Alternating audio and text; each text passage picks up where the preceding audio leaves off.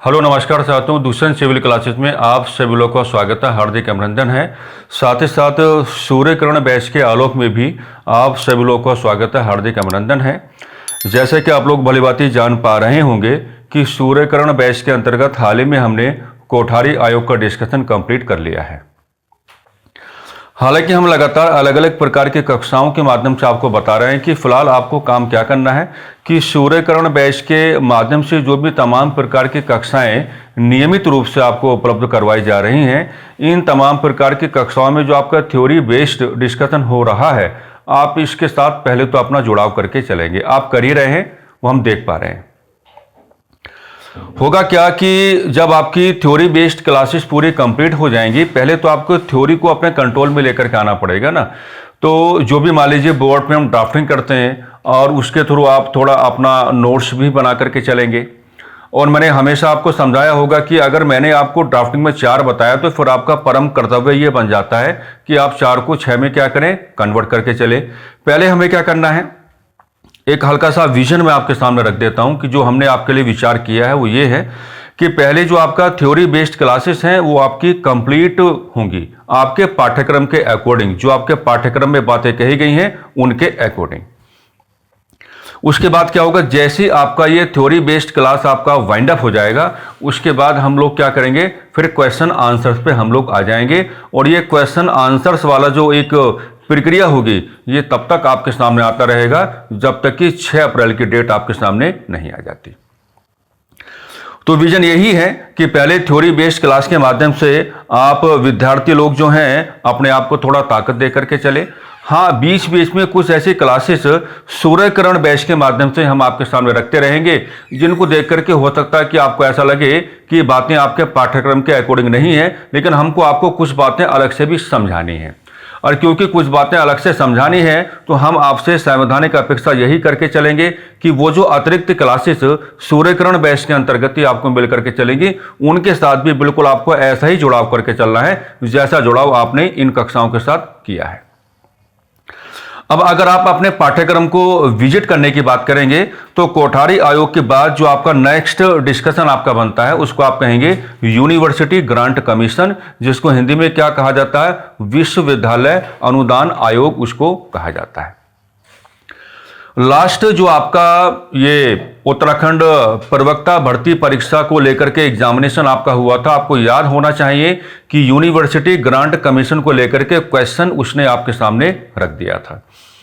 तो हम यही मान के चलेंगे कि उत्तराखंड में कई बार क्या है, आपके सवालों का रेपिटेशन हो जाता है, सवाल कई बार अपने आप को रिवाइज कर लेते हैं। हो सकता है कि लास्ट एग्जामिनेशन में जिस तरीके से यूनिवर्सिटी ग्रांट कमीशन को लेकर के उसने आपके सामने क्वेश्चन रखा था, थोड़ा बदलाव कर ले, लेकिन इतना तो हमें मान के चलना पड़ेगा कि university Grant commission that means विश्वविद्यालय अनुदान आयोग को लेकर के 6 अप्रैल को आपसे बातें होने जा रही हैं। कोई ना कोई सवाल तो पनपेगा, हम ये उम्मीद लेकर के चलेंगे। और जब हम ये उम्मीद लेकर के चलेंगे ना, तो यूनिवर्सिटी ग्रांट कमीशन को जानने के क्रम में हमारे मन में अपने आप ही क्या है, एक सकारात्मक जिज्ञासा पैदा हो जाएगी और वही जिज्ञासा सबसे बड़ा खेल खेल के चलती है। आगे बढ़ने से पहले हम आपको ये बताना चाहेंगे कि university Grant commission that means विश्वविद्यालय अनुदान आयोग का जो आपका डिस्कशन होगा, यह पार्ट 2 में होगा। क्या होगा, पार्ट 2 में होगा। आज का डिस्कशन जो आपका वेरी कंप्लीटली बेस्ड होगा, आज का जो आपका संपूर्ण डिस्कशन इस कक्षा के माध्यम से होगा, उसमें हम विश्वविद्यालय अनुदान आयोग को बड़े प्यार के साथ क्या है, कैलकुलेट करके चलेंगे। और हमें यहां पर सीक्वेंसेस बनाने पड़ेंगे, हम जल्दबाजी नहीं कर सकते। अगर हमने जल्दबाजी की तो हमारा मामला क्या हो सकता है, कॉम्प्रोमाइज हो सकता है। हमें अपने डिस्कशन को कॉम्प्रोमाइज नहीं करना है, जल्दबाजी बिल्कुल नहीं करनी है। इस नाते हमने कहा कि पार्ट 2 में हम इसको क्या करेंगे, डिवाइड करेंगे और 2 भागों में बांट करके क्या इसको डिस्कस करेंगे। आज का डिस्कशन आपका विश्वविद्यालय अनुदान आयोग पर होगा और कल का डिस्कशन आपका होगा नैक। हम कल की क्लास में उसको समझाएंगे नैक। नैक का जो आपका पूरा संबंध है वो यूनिवर्सिटी ग्रांट कमीशन के साथ ही है। अगर आपने नैक को छोड़ दिया ना तो फिर आपकी कहानी खराब हो सकती है।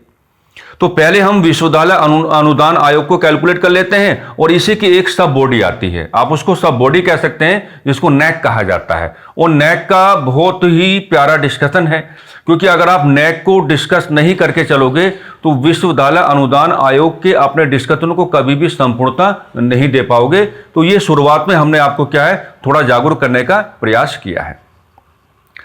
अब देखो, यूनिवर्सिटी ग्रांट कमीशन को जब आप डिस्कस करने की बात करोगे तो मैं वही आपको सिखाऊंगा कि आपको टू द पॉइंट व्यवहार करके नहीं चलना है। यहां आपको पहले क्या है, एक सीक्वेंस जनरेट करके चलना पड़ेगा, और सीक्वेंस जो आपको जनरेट करके चलना पड़ेगा उसमें ओरली हम आपके सामने एक वातावरण स्थापित करना चाहेंगे। इस वातावरण के आलोक में रहते हुए आप यूनिवर्सिटी ग्रांट कमीशन का जो डिस्कशन है उसको स्टार्ट करने की बात करेंगे।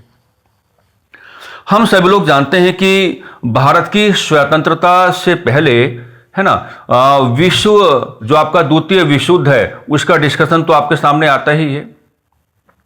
अब यहां पर जो आपका द्वितीय विश्व युद्ध है, आपको उसको कैलकुलेट करने का कोई मतलब बनता नहीं है। आप ये मान के चलेंगे कि द्वितीय विश्व युद्ध का जो ग्राउंड आपके सामने आता है, उस ग्राउंड को अगर आप ब्रिटिश कालीन भारत के साथ जोड़ने की बात करेंगे और ब्रिटिश कालीन भारत के आलोक में भारत की शिक्षा व्यवस्था को कैलकुलेट करने की बात करेंगे, तो द्वितीय विश्व युद्ध के समय में भारत की शिक्षा व्यवस्था को आधार बना करके ब्रिटिश कालीन भारत में सरकार की ओर से जो नाना प्रकार के कमीशन बनाए जा रहे थे, उनमें थोड़ा ठहराव देखा गया।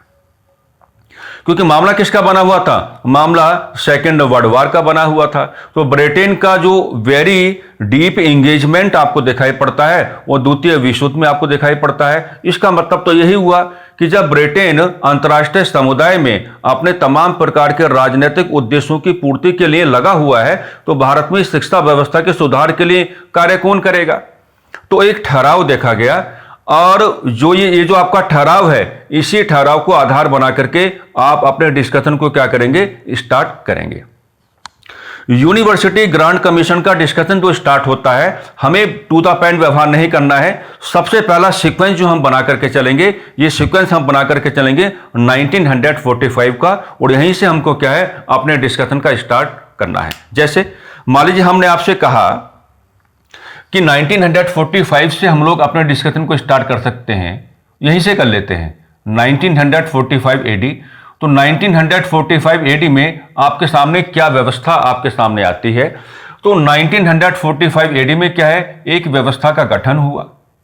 उसको आप ऐसे क्या पाएंगे कि एक व्यवस्था का गठन आपके सामने आया। और मेरे प्यारे साथियों, जिस व्यवस्था का गठन आपके सामने आया उसको आप थोड़ा इंग्लिश में ही कैलकुलेट करके चलेंगे। उसको आप क्या कहेंगे, यूनिवर्सिटी। उसको आप क्या कहेंगे, यूनिवर्सिटी, है ना, university grant committee. University grant committee आप इसको कह सकते हैं, यूनिवर्सिटी ग्रांट कमिटी आप इसको कह सकते हैं। यानी कि इसका मतलब यह होगा कि द्वितीय विश्व युद्ध के आलोक में भारत में शिक्षा व्यवस्था के सुधार को लेकर के जो ठहराव देखा गया, उसी ठहराव को थोड़ा दूर करने के उद्देश्य से फाइनली 1945 एडी में एक व्यवस्था को जन्म दिया गया। और इस व्यवस्था का नाम आप क्या कहेंगे, यूनिवर्सिटी ग्रांट कमेटी आप इसको कहेंगे। क्या कहेंगे, यूनिवर्सिटी ग्रांट कमेटी आप इसको कहेंगे। अब देखो, अगर इसको आप यूनिवर्सिटी ग्रांट कमेटी आप इसको कहेंगे तो इसका उद्देश्य यहां पे बताओ। पहले तो बहुत आसान हो जाएगा। क्या हो जाएगा, बहुत आसान हो जाएगा। तो यूनिवर्सिटी ग्रांट कमीशन का उद्देश्य बहुत आसान कैसे हो जाएगा कि भाई उद्देश्य क्या रहेगा कि विश्वविद्यालय स्तर की शिक्षा को व्यवस्थित कैसे किया जाए, विश्वविद्यालय स्तर की शिक्षा को व्यवस्थित कैसे किया जाए, ये आपको बता के यहां पर क्या है चलना पड़ेगा, कैसे किया जाए। ओके, तो ये क्या हो जाएगा, ये इसका ऑब्जेक्टिव हो जाएगा, ये इसका क्या हो जाएगा, उद्देश्य हो जाएगा। लेकिन आपको जो एग्जामिनर है आपको फंसा सकता है। फंसा कैसे सकता है कि देखो, यूनिवर्सिटी ग्रांट कमेटी जो है, इसकी जो आपकी जिम्मेदारियां हैं, है ना, यहां से बना लेते हैं ना, इसकी जो आपकी जिम्मेदारियां हैं, उन जिम्मेदारियों को आप थोड़ा कैटेगराइज करके चलेंगे। इसकी जो जिम्मेदारियां हैं तो जिम्मेदारियां जो होंगी ना, यहीं पर शुरुआत में क्या है, अगर आपका एग्जामिनर चाहे तो आपको बहुत आसानी के साथ क्या कंफ्यूज कर सकता है, बहुत आसानी के साथ आपको क्या पजड़ कर सकता है। तो यहां आप थोड़ा रुक करके व्यवहार करेंगे। जिम्मेदारियों को हम क्या है, दो प्रकार से कैटेगराइज कर सकते हैं। एक आपका क्या होगा, प्रारंभिक जिम्मेदारी होगा। एक आपका क्या होगा, प्रारंभिक जिम्मेदारी होगा, जिसको आप क्या कहेंगे, प्रारंभिक जिम्मेदारी कहेंगे। और प्रारंभिक जिम्मेदारी में आपको यह ध्यान देना होगा, जैसे मान लीजिए आपने क्या कहा, अलीगढ़ मुस्लिम यूनिवर्सिटी आपने कहा, जैसे कि आपने क्या कहा, दिल्ली यूनिवर्सिटी आपने कहा, और जैसे आपने क्या कहा, बनारस हिंदू यूनिवर्सिटी आपने कहा। तो प्रारंभिक जिम्मेदारी यूनिवर्सिटी ग्रांट कमेटी की मेरे प्यारे साथियों ये कहती है कि विश्वविद्यालय स्तर की शिक्षा को आप व्यवस्थित कैसे करेंगे। तो शुरुआत में जो जिम्मेदारी दी गई वो अलीगढ़ मुस्लिम यूनिवर्सिटी को लेकर के दी गई, या दिल्ली यूनिवर्सिटी को लेकर के दी गई, या बनारस हिंदू यूनिवर्सिटी को लेकर दी गई। और ये कहा गया इसको, किसको, यूनिवर्सिटी ग्रांट कमेटी को, कि भैया आप इनके बारे में क्या है, काम करेंगे। यानी कि इनको लेकर के जो विश्वविद्यालय स्तर की शिक्षा आपको दिखाई पड़ रही है, तो आप इनको थोड़ा ये जो आपके विश्वविद्यालय हैं इनके व्यवहारों को थोड़ा आप ऑब्जर्व करके चलेंगे। आप थोड़ा ये काम करने का मतलब जो है प्रयास करेंगे कि जैसे मान लीजिए अलीगढ़ मुस्लिम यूनिवर्सिटी है, या दिल्ली यूनिवर्सिटी है, या बनारस हिंदू यूनिवर्सिटी है, इस प्रकार के विश्वविद्यालय को लेकर के कुल मिलाकर के हमें ऐसे कौन कौन से व्यवहार करने चाहिए कि इन तीनों विश्वविद्यालयों को आधार बना करके हम विश्वविद्यालय स्तर की शिक्षा को क्या है, अनुशासित कर पाए, व्यवस्थित कर पाए, आसान बना पाए, विद्यार्थी तक बड़े प्यार से क्या उसको पहुंचा पाए। लेकिन जो आपकी बाद में क्या होगा, बाद में ये होगा कि हम कहेंगे कि बाद की जिम्मेदारी, अगर हम यहाँ पे क्या कहेंगे कि बाद की जिम्मेदारी, तो यहाँ पर बाद की जिम्मेदारी जो है ये भी थोड़ा आपको कैलकुलेट करके चलना पड़ेगा। और बाद की जिम्मेदारी का मतलब क्या हो जाएगा मेरे प्यारे साथियों, तो बाद की जिम्मेदारी का मतलब ये हो जाएगा कि धीरे धीरे आप कहेंगे कि धीरे धीरे धीरे धीरे, ठीक है, अन्य विश्वविद्यालयों, धीरे धीरे अन्य विश्वविद्यालयों के संदर्भ में भी, धीरे धीरे अन्य विश्वविद्यालयों के संदर्भ में भी, है ना, इसकी जिम्मेदारी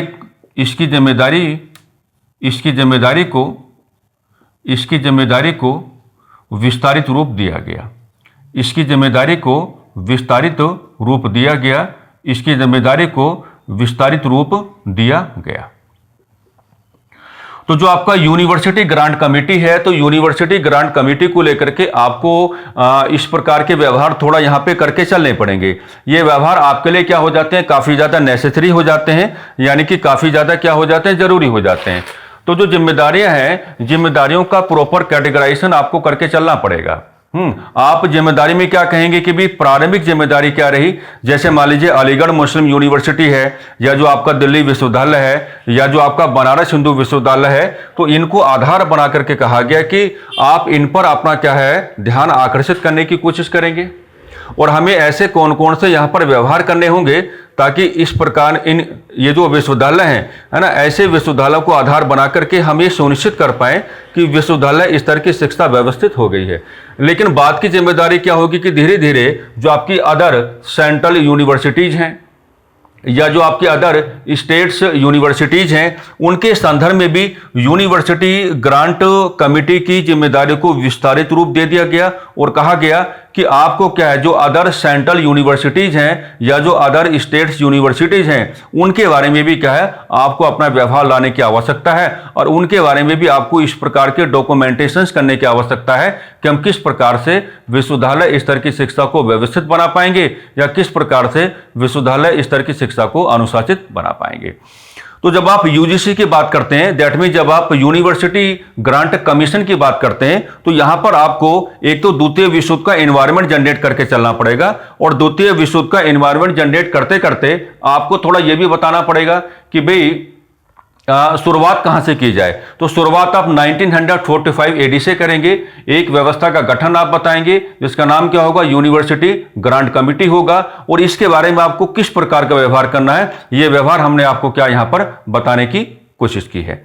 ऐसा व्यवहार हमने क्यों किया, ऐसा व्यवहार हमने इस नाते किया क्योंकि अगर आपका एग्जामिनर कभी एक सवाल आपसे पुटअप कर ले, गौर करना है मेरी बात पे, अगर आपका एग्जामिनर कभी आपसे यह सवाल पुटअप कर ले कि यूनिवर्सिटी ग्रांट कमीशन का पुराना नाम क्या था, तो आपको वहां अपने आप को परेशानी में डालने की कोई आवश्यकता नहीं है। आपका आंसर बहुत ही प्यार के साथ क्या जाना चाहिए, यूनिवर्सिटी ग्रांट कमेटी। ये सवाल बनते रहते हैं, इस प्रकार के सवाल क्या है आपके परीक्षाओं में आते रहते हैं। तो ये डिस्कशन हमने इस नाते किया, एक तो सवाल भी आपका सेटिस्फाइड हो जाएगा, साथ ही साथ आपको एक कॉन्सेप्ट मिलेगा कि भाई हमें अगर यूनिवर्सिटी ग्रांट कमीशन को डिस्कस करके चलना है तो हमारा एक सीक्वेंस किस प्रकार का आ जाना चाहिए, हमारा एक सीक्वेंस क्या है, किस प्रकार का आ जाना चाहिए। अब देखिएगा, अब हम कुछ बातें आपसे करेंगे और उन बातों को लेकर के लास्ट ईयर उत्तराखंड में जो प्रवक्ता की स्क्रीनिंग एग्जामिनेशन हुआ था, बहुत सारे विद्यार्थियों को काफी डाउट्स उस समय रहे थे, बहुत सारे विद्यार्थियों को काफी डाउट्स उस समय रहे थे, और ये अब आपको परेशान नहीं करेगा। अगर ऐसा कोई मुद्दा आपकी परीक्षा में रखा जाता है तो फिर किस प्रकार से आप उसको टैकल करके चलेंगे, हम आपको यहां पे बताना चाहेंगे। ये ड्राफ्टिंग जो है, इस ड्राफ्टिंग में कई सारे सवाल क्या है हमें एक साथ इंक्लूड करके चलने हैं। मान लीजिए हमने आपसे क्या कहा, मामला किसका बना हुआ है, university Grant commission, university Grant commission, जिसको आप हिंदी में क्या कहते हैं, विश्वविद्यालय अनुदान आयोग कहते हैं, जिसको आप हिंदी में क्या कहते हैं, विश्वविद्यालय अनुदान आयोग कहते हैं, राइट। अभी हमने बताया आपको कि अगर मान लीजिए इसका पुराना नाम आपसे पूछा जाए, अगर इसका पुराना नाम आपसे पुटअप किया जाए, पुराना नाम मतलब अगर इसका ओल्ड नेम आपसे पुटअप किया जाए, तो ओल्ड नेम के रिगार्डिंग तो फिर आपका जो आंसर आ जाएगा कहां जाना चाहिए, यूनिवर्सिटी ग्रांट कमेटी की ओर आ जाना चाहिए, university grant committee, university grant committee की ओर आपका राइट आंसर आ जाना चाहिए। क्वेश्चन आने लायक है, इस नाते हमने सीक्वेंस भी आपको बताया और एक क्वेश्चन को हमने क्या है ये भी बताया कि आप इस क्वेश्चन को सेटिस्फाइड कैसे करेंगे। दूसरा सवाल जो है जो आने लायक है, वो दूसरा सवाल जो आने लायक है वो ये है कि किस शिक्षा आयोग की सिफारिशों पर, किस शिक्षा आयोग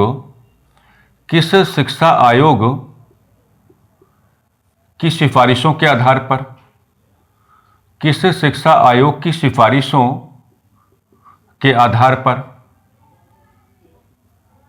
पर यूनिवर्सिटी ग्रांट कमीशन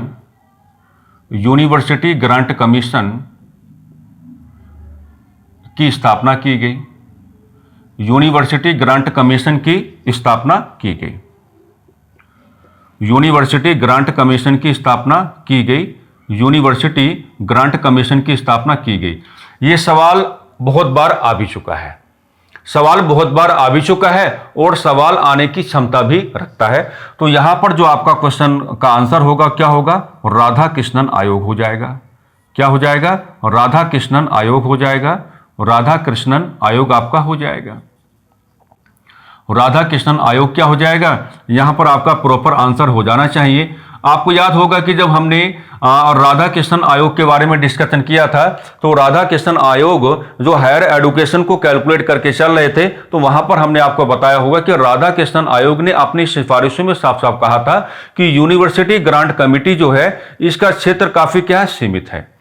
हमको यूनिवर्सिटी ग्रांट कमेटी को रिप्लेस करना होगा, और किसके थ्रू रिप्लेस हमें करना होगा, इसके स्थान पर हमें क्या लाना होगा, यूनिवर्सिटी ग्रांट कमीशन लाना होगा।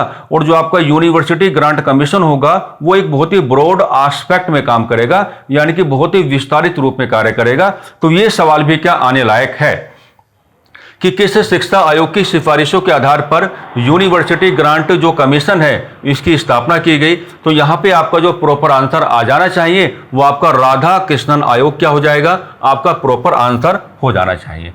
अच्छा, एक चीज हमको बहुत ज्यादा महत्वपूर्ण यहां पे हमेशा से लगती रही है ना, और हमको लगता है कि जब आप इस क्लास के साथ अपना जुड़ाव करके चलेंगे, तो जब आप नोट्स बनाने की बात करेंगे तो आप इसको क्या है, वेरी वेरी मोस्ट इंपॉर्टेंट यहां पे आप इसको लगा करके चले, आपका फायदा होगा।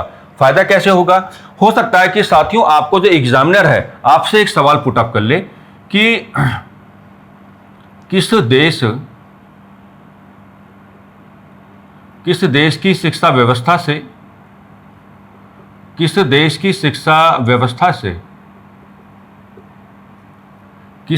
शिक्षा व्यवस्था से प्रभावित होकर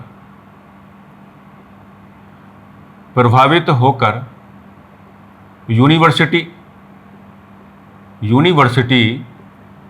ग्रांट कमीशन की स्थापना की गई। यूनिवर्सिटी ग्रांट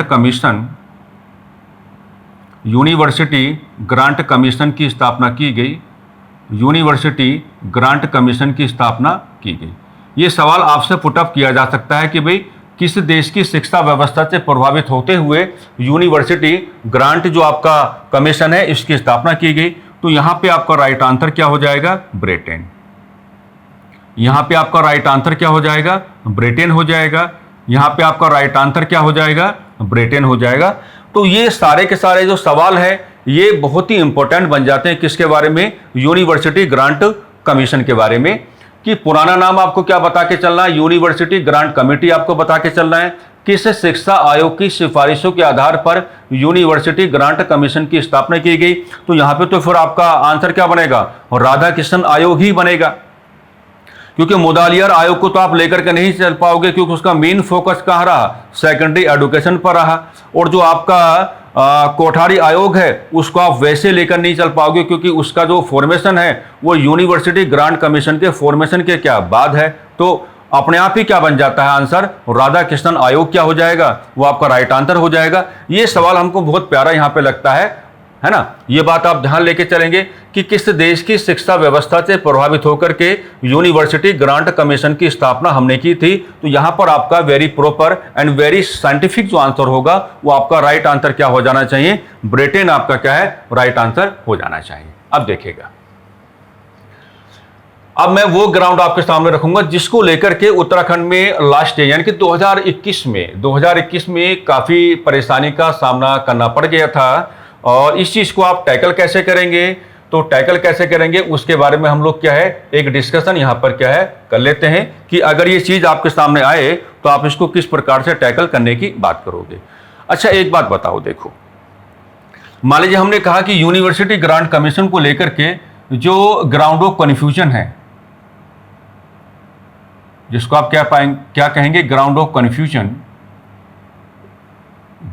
कन्फ्यूजन, यानी कि जो आपकी परेशानी का धरातल है, जो आपकी मुख्य परेशानी का क्या धरातल है। तो परेशानी का धरातल आपके सामने क्या आता है, पहले इसी को हम लोग क्या है सॉर्ट आउट कर लेते हैं। ओके, तो भाई परेशानी का धरातल जो आपके सामने आता है वो दो तरीके से आपके सामने आता है। 1953 आप समझ जाना, यही परेशानी हुआ था और इसी चीज को उसने दिया 2021 में, इसी चीज को उसने दिया क्योंकि वो जानता था कि विद्यार्थीगण इसमें फंस सकते हैं, है ना। और इसी नाते उसने और एक कैलकुलेशन क्या आ जाती है 1956 की कैलकुलेशन आ जाती है, 1956 की कैलकुलेशन आपके सामने आ जाती है। और वो करता क्या है हम आपको बताएंगे कि यूनिवर्सिटी ग्रांट कमीशन को आधार बनाते हुए वो 1953 और 1956 को लेकर के आपको मुख्य तौर पर किस प्रकार से कंफ्यूज करके चलता है, किस प्रकार से परेशान करके चलता है, वो एक ही सवाल आपके सामने रखेगा हल्का सा कि यूनिवर्सिटी ग्रांट कमीशन की स्थापना कब की गई, यही सवाल रखेगा। और इसमें होता क्या है कि कुछ विद्यार्थी इसका आंसर क्या लगा के आते हैं 1953 लगा के आते हैं और कुछ विद्यार्थी इसका आंसर क्या लगा के आते हैं 1956 लगा करके आते हैं। अब यही है मामला, यही मामला है ना। अब देखो होगा क्या, आप इसके साथ क्या जोड़ के चलो और राधाकृष्णन आयोग की सिफारिश है, राधाकृष्णन आयोग की सिफारिश है, राधाकृष्णन आयोग की सिफारिश है, क्या जोड़ के चलो राधाकृष्णन आयोग की सिफारिश है। अब अभी हमने आपको बताया कि राधाकृष्णन आयोग ने अपनी सिफारिश में साफ साफ कहा था कि हमको यूनिवर्सिटी ग्रांट कमेटी के स्थान पर क्या लेकर के आना पड़ेगा, यूनिवर्सिटी ग्रांट कमीशन हमको लेकर के आना पड़ेगा। राइट। तो होता क्या है कि 1953 में क्या है, एक घोषणा है, 1953 में साथियों क्या है, एक घोषणा है। इसको आप क्या लेके चलेंगे, घोषणा के रूप में लेके चलेंगे। हम बहुत आसान भाषा आपको दे रहे हैं, हालांकि इसको इनॉग्रेशन कहा जाता है, तो हम इंग्लिश में आपको उतना ज्यादा परेशान नहीं करना चाहते हैं। आप इसको घोषणा, डिक्लेरेशन के रूप में लेकर के चलें। और 1953 में घोषणा का मतलब क्या है, घोषणा का मतलब यह है कि अगर इस डिक्लेरेशन को आप गवर्नमेंट ऑफ इंडिया के साथ जोड़ने की बात करेंगे, अगर इस डिक्लेरेशन को आप गवर्नमेंट ऑफ इंडिया के साथ जोड़ने की बात करेंगे, यानी कि अगर इस घोषणा को आप भारत सरकार के साथ जोड़ने की बात करेंगे, तो मामला क्या बनेगा, पूरी लैंग्वेज ऐसे बन जाएगी कि 1953 में यह कहा गया कि हम यूनिवर्सिटी ग्रांट कमीशन को स्थापित करने जा रहे हैं, को स्थापित करने जा रहे हैं, को स्थापित करने जा रहे हैं, को स्थापित करने जा रहे हैं, है ना। इसको अगर आप और आसान बनाना चाहते हैं तो आप ऐसे बना लो। आप सभी लोगों ने आधुनिक भारत का इतिहास तो पढ़ा होगा, हालांकि अभिजय बैच के माध्यम से कक्षाएं अब आपके सामने आने लगी हैं। इन कक्षाओं में तो हमने आपको ऑलरेडी बता भी रखा है कि लगभग अभिजय बैच में आधुनिक भारतीय इतिहास को लेकर के 80 क्लासेज आपको मिलने जा रही हैं, तो वहां भी आपको अपना जुड़ाव करके चलना है। अब देखो, अगर आपने आधुनिक भारतीय इतिहास पढ़ा होगा तो उसमें बंगाल के विभाजन को रिकॉल करो, और जब आप बंगाल के विभाजन को रिकॉल करने की बात करते हो तो एक डेट आपके सामने आती है 19 जुलाई, हालांकि कहीं कहीं 20 जुलाई भी है, उस पर आपको नहीं जाना है।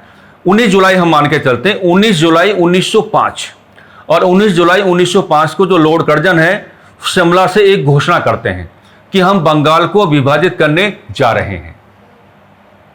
लेकिन बंगाल का विभाजन लागू कब हुआ, 16 अक्टूबर 1905 को हुआ।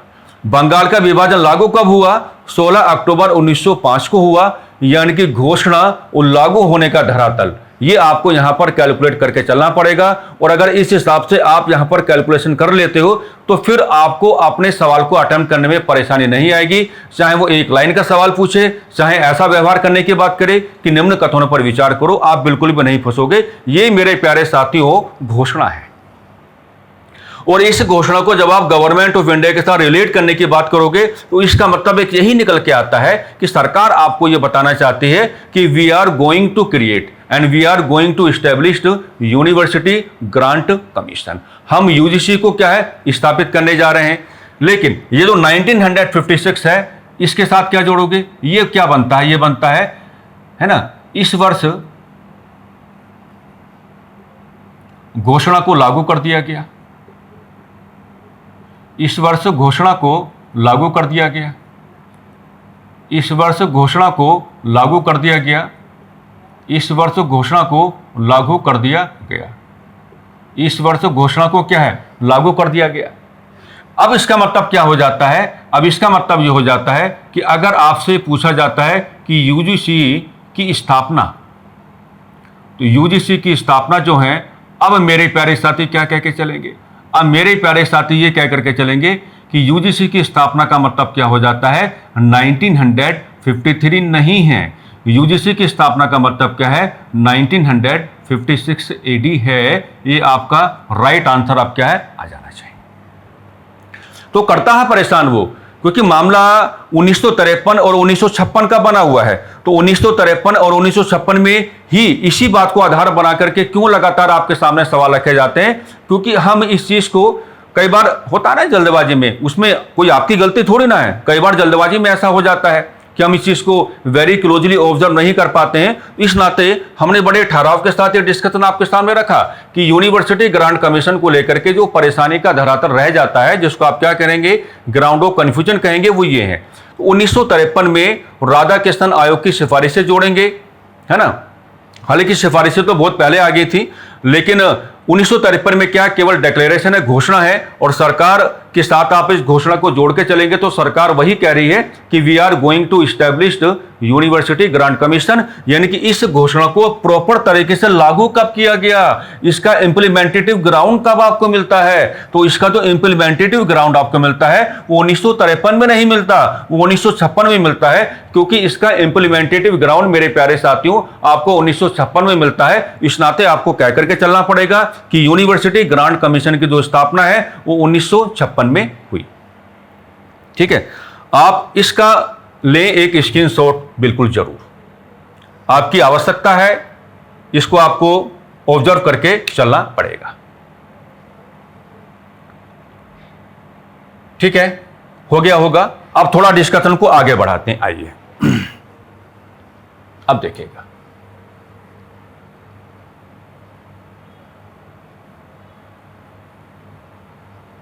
अब थोड़ा क्या डिस्कशन को आगे हम लोग बढ़ाने का कार्य करेंगे। आइए, अब देखिए डिस्कशन को आगे कैसे बढ़ाया जाएगा। डिस्कशन को आगे ऐसे बढ़ाया जाएगा कि जो आपका यूनिवर्सिटी ग्रांट कमीशन है ना, अब इसकी स्थापना आपने कब ली है, इसकी स्थापना आपने कब ली है। तो अभी स्थापना जो आपने ली वो आपने कब ली, 1956 एडी में आपने ली, है ना, शिक्षा मंत्री। हाँ, यहां पर हम एक बात बताना चाहेंगे भाई, कोठारी आयोग को लेकर के आई थिंक जो वीडियो नंबर 2 है, हमको वहां पर शिक्षा मंत्री लिख करके चलना पड़ता था, चलना चाहिए था। हम जल्दबाजी वहां पर वित्त मंत्री लेके चले। हालांकि आप सभी लोगों ने इस बात को भली भांति समझा भी है, तो जब आप अपने नोट्स बनाएंगे तो आपने करेक्शन कर ही लिया होगा कि उस समय जो MC छागला की बात हमने की थी, यानी कि कोठारी आयोग ने जो अपने रिपोर्ट का सबमिशन किया था तो उस समय के एजुकेशन मिनिस्टर को किया था, वो गलती से वहां पर वित्त मंत्री हो गया। उसके लिए हम थोड़ा क्षमा प्रार्थी हैं, आप अपने नोट्स में क्या थोड़ा करेक्शन करके चलेंगे। लेकिन यहाँ पर स्थापना में जो शिक्षा मंत्री आप दिखाएंगे गवर्नमेंट ऑफ इंडिया के रिगार्डिंग, तो आपके कौन बनेंगे, शुरुआती मामला है तो आप क्या कहेंगे, मौलाना अबुल कलाम आजाद, मौलाना अबुल कलाम आजाद, मौलाना अबुल कलाम आजाद, मौलाना अबुल कलाम आजाद। ओके, मौलाना अबुल कलाम आजाद, डन है ना, ये भी आपको याद रख के चलना है। दूसरी बात क्या है कि अब हमको लगता है कि अब आपको यहाँ पे क्या डिस्कस करके चलना चाहिए। चलिए मान लीजिए अगर अचानक से पूछा जाए हेडक्वार्टर, तो मुझे लगता है कि किसी भी विद्यार्थी का सवाल गलत नहीं होगा। अगर अचानक से पूछा जाए कि हेडक्वार्टर कहाँ पर है, तो किसी भी विद्यार्थी का सवाल गलत नहीं होगा। गलत क्यों नहीं होगा, क्योंकि यहाँ नई दिल्ली आप लेकर के चलेंगे। और अक्सर होता क्या है, होता यह कि इस प्रकार के जो अरेंजमेंट्स हैं, अगर उनके हेडक्वार्टर के रिगार्डिंग आपसे क्वेश्चन पुटअप किया जाता है, तो मान लीजिए अगर आपने कहीं उसको डिस्कस नहीं किया है, तो अगर आप तुक्का भी मानना चाहेंगे तो नई दिल्ली की ओर जाएंगे तो आपका सवाल सही होने की काफी संभावनाएं रह जाती हैं। लेकिन यहां तो आप पूरा बता पा रहे हैं कि हेडक्वार्टर कहां पर है, नई दिल्ली में है। ये सेंट्रल हेडक्वार्टर है किसका, यूजीसी का। ये क्या होगा मेरे प्यारे साथियों, सेंट्रल हेडक्वार्टर माना जाएगा। किसका माना जाएगा, यूजीसी का माना जाएगा। लेकिन अब वेरी मोस्ट इंपोर्टेंट क्या बनेगा, सवाल कहां गिरने की संभावनाएं हैं। वेरी मोस्ट इंपोर्टेंट यहां पर क्या बनेगा, सवाल कहां पर गिरने की संभावनाएं हैं। तो सवाल कहां पर गिरेगा, regional offices, regional offices of university Grant Commission, यानी कि जो आपका विश्वविद्यालय अनुदान आयोग है। सवाल यहां पर बहुत ज्यादा गिरेगा, इसको इसके मत कर देना भाई। जब वीडियो आप देखेंगे, कक्षा के साथ आप अपना जुड़ाव करेंगे, तो मैं वही कहूंगा कि एक वक्त का आप खाना खाना छोड़ दें, भूल जाएं, मतलब छोड़ना नहीं है, सॉरी, भूल जाएं। लेकिन जो आपका विश्वविद्यालय अनुदान आयोग है, इसका जो रेफरेंस हम आपको बता रहे हैं, विश्वविद्यालय अनुदान आयोग के जो क्षेत्रीय कार्यालय हैं, कि क्षेत्रीय कार्यालय जो हैं, इनके बारे में बिल्कुल आपको आना चाहिए। ये सवाल बहुत महत्वपूर्ण है और हम ईश्वर से दुआ करके यही चलेंगे कि इस बार 6 अप्रैल को आपको यही मिल जाए। इस बार क्योंकि सवाल आने लायक है वाकई में, है ना, इस बार 6 अप्रैल को यही मिल जाए तो अच्छा रहेगा, क्योंकि हमारा एक सवाल सही हो जाएगा। तो रीजनल ऑफिस आप कहां कहां लेके चलेंगे। नंबर 1 पे आप क्या दिखाएंगे, पूना। नंबर 2 पे आप क्या दिखाएंगे, हैदराबाद। नंबर 3 पे आप क्या दिखाएंगे, कलकत्ता। ओके। नंबर 4 पे आप क्या दिखाएंगे, भोपाल। और नंबर 5 पे आप क्या दिखाएंगे, अच्छा भोपाल और गुवाहाटी, गुवाहाटी। और नंबर 6 पे आप क्या दिखाएंगे, पहले बेंगलोर था, अब क्या हो गया, बंगलुरु। अब क्या कहेंगे, बंगलुरु कहेंगे। तो ये जो क्षेत्रीय कार्यालय है किसके, विश्वविद्यालय अनुदान आयोग के जो क्षेत्रीय कार्यालय है, ये भी बहुत महत्वपूर्ण है। और इसलिए हमने रोक करके आपको कहा कि very very very most important है ये, क्योंकि सवाल यहां से आने की संभावनाएं काफी ज्यादा रह जाती हैं।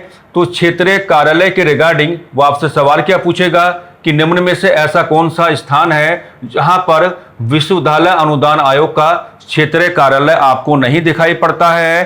तो अगर ऐसा सवाल आपके सामने रखा जाता है तो फिर ये आपको बताना आना चाहिए कहां कहां पर है। पूना है, हैदराबाद है, कलकत्ता है, भोपाल है, गुवाहाटी है, बंगलुरु है। तो जो आपका सेंट्रल हेडक्वार्टर है उसके साथ साथ आप क्या है, उसके साथ साथ आप इसके क्षेत्रीय जो कार्यालय है इन पर भी क्या है अपना ध्यान आकर्षित करने की कोशिश करेंगे। इनको भी क्या है आप लोग कैलकुलेट करने की कोशिश करेंगे। आप इसका स्क्रीनशॉट ले सकते हैं।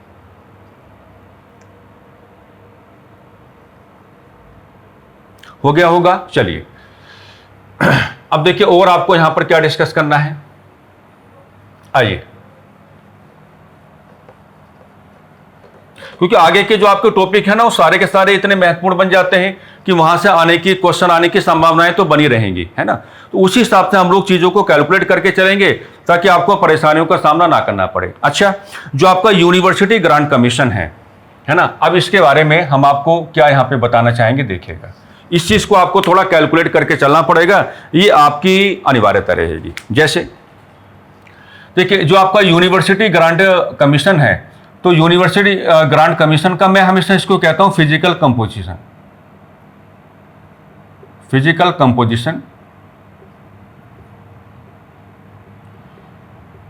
और जब भी मैं किसी भी व्यवस्था को, आज ही सीख लें, जब भी मैं किसी भी व्यवस्था को आधार बना करके ये कहूं कि हमें इसका फिजिकल कंपोजिशन डिस्कस करके चलना है, तो हम जब फिजिकल कंपोजिशन डिस्कस करके चलते हैं तो हमारा भाव ये होता है कि हम ये सीखते हैं कि इसमें कितने लोग शामिल हैं, है ना, कितने लोग शामिल हैं, हम यही सीख कर चलते हैं।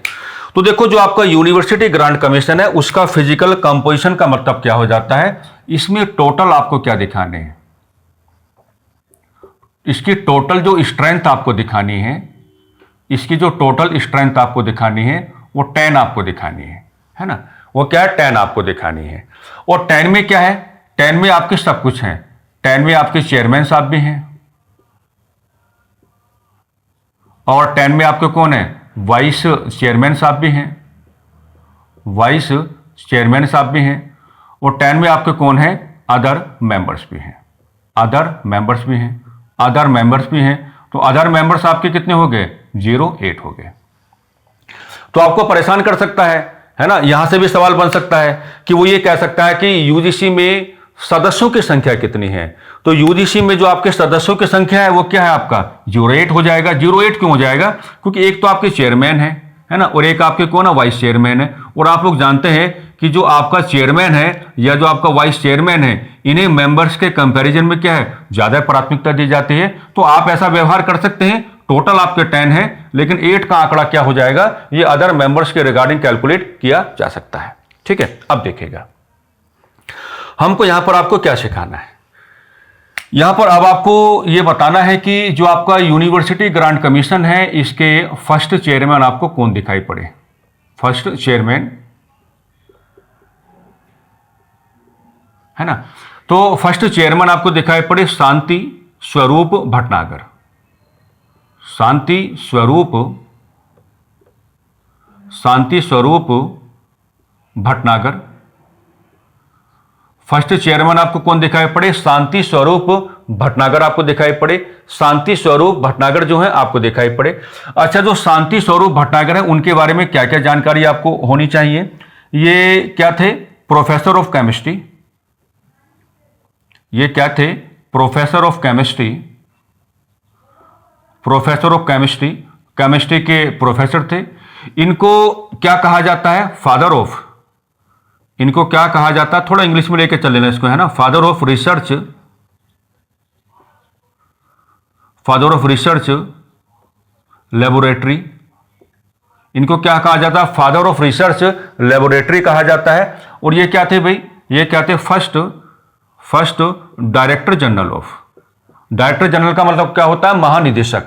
First director general of CSIR, सुना होगा आपने इसके बारे में, CSIR। ये CSIR के क्या हैं? ये फर्स्ट डायरेक्टर जनरल भी रहे थे। तो जो आपके UGC का फर्स्ट चेयरमैन है उनका नाम क्या होगा? शांति स्वरूप भटनागर होगा। और जो आपके शांति स्वरूप भटनागर हैं उनको आप क्या कहेंगे? उनको आप कहेंगे प्रोफेसर ऑफ केमिस्ट्री। और इनको क्या कहा जाता है? फादर ऑफ रिसर्च लेबोरेटरी भी कहा जाता है। एंड इनको आप क्या कहेंगे कि इस तरह के रेफरेंसेस आपके सामने आ सकते हैं ना, तो हम इस प्रकार का व्यवहार कर रहे हैं। इनको क्या कहा जाता है? First director general of CSIR इनको कहा जाता है। ओके। अगर हम बात करें एट प्रेजेंट की UGC में, क्योंकि एट प्रेजेंट का मतलब क्या होगा? जब हम ये क्लास डिस्कस कर रहे हैं। एट प्रेजेंट का मतलब क्या होगा? जब हम ये क्लास डिस्कस कर रहे हैं, है ना। तो जब आप 6 अप्रैल को एग्जामिनेशन देंगे तो हम आपको ये कहना चाहेंगे, इसको एक बार क्या आप रीचेक करके जाएंगे, क्योंकि आज जो हम डिस्कस कर रहे हैं तो हम आज के हिसाब से कर रहे हैं। हो सकता है कि 6 अप्रैल तक कोई बदलाव आपके सामने आ जाए, तो उस हिसाब से आप 6 अप्रैल के ठीक पहले UGC के रिगार्डिंग ये कैलकुलेशन, करंट वाली कैलकुलेशन आपकी हो सकती है, आप उसको करके चलेंगे। एट प्रेजेंट में आपको चेयरमैन कौन बताने हैं? वर्तमान समय में UGC के चेयरमैन कौन हैं? वर्तमान समय में UGC के चेयरमैन कौन हैं? प्रोफेसर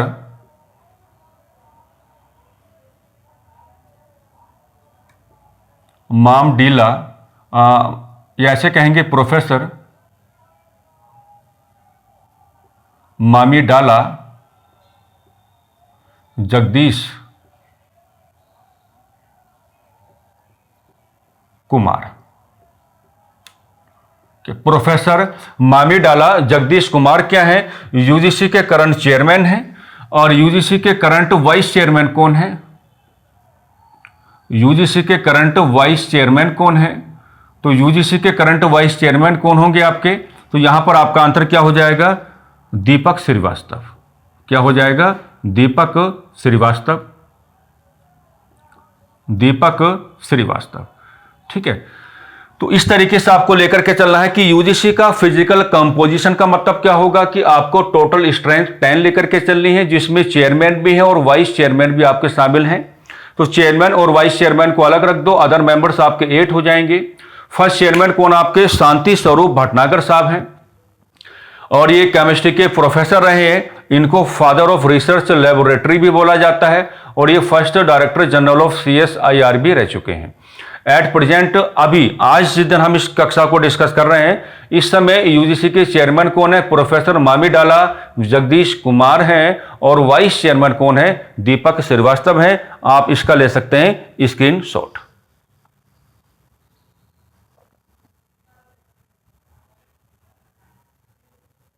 हो गया होगा। तो कुल मिलाकर के आज की इस चर्चा में UGC का हमने पार्ट 1 ही डिस्कस किया है, और पार्ट 1 में हमारी पूरी कोशिश ये रही है कि UGC को लेकर के हम आपको कॉन्सेप्ट भी दे पाएं, और आपको जो फैक्चुअल इंफॉर्मेशन है खास तौर से वो आपके सामने रख पाएं, और किस तरीके से आपको इसके रिगार्डिंग सीक्वेंसेस बनाने होते हैं, उन तमाम प्रकार के सीक्वेंसेस को आपको डिस्कस करके चलना होता है। ये तमाम प्रकार की बातें हमने आपके सामने की हैं। यूनिवर्सिटी ग्रांट कमीशन को लेकर के जो आपका कक्षा नंबर 2 आपको मिलेगा, कक्षा नंबर 2 में यूनिवर्सिटी ग्रांट कमीशन का हम देखेंगे फंक्शनिंग ग्राउंड, यानी कि यूनिवर्सिटी ग्रांट कमीशन जो है ये असल में काम क्या करता है। और जब आप काम करने की बात करेंगे तो उसी चर्चा में इसकी एक सब बॉडी आपको दिखाई पड़ेगी जिसको आप कहते हैं नैक। तो इसकी चर्चा हम क्या करेंगे, यूनिवर्सिटी ग्रांट कमीशन को लेकर के जो कक्षा नंबर 2 आपके सामने आएगा वहां पर इसकी चर्चा हम करेंगे। उम्मीद करते हैं कि ये चर्चा आपको पसंद आएगी। इस चर्चा को आप प्रॉपर डॉक्यूमेंट करके चलेंगे, इसके नोट्स आप बनाएंगे और आप कक्षाओं के साथ गहराई में जाकर के अपना जुड़ाव करेंगे, क्योंकि विजन हमने आपको दे दिया है। अब ये आपको थ्योरी बेस्ड क्लासेस के साथ जुड़ाव करना है, और जब ये पूरा कंप्लीट हो जाएगा तो फिर आपके सामने क्या आने लगेंगे, क्वेश्चंस आने लगेंगे। और मैंने शुरुआत में आज बोला था कि क्वेश्चन की प्रक्रिया तब तक चलती रहेगी जब तक कि आपका एग्जामिनेशन आपके सामने नहीं आ जाता। ठीक है, तो इन्हीं सकारात्मक शब्दावलियों के साथ हम आज की चर्चा को थोड़ा विराम देना चाहेंगे। नमस्कार, धन्यवाद।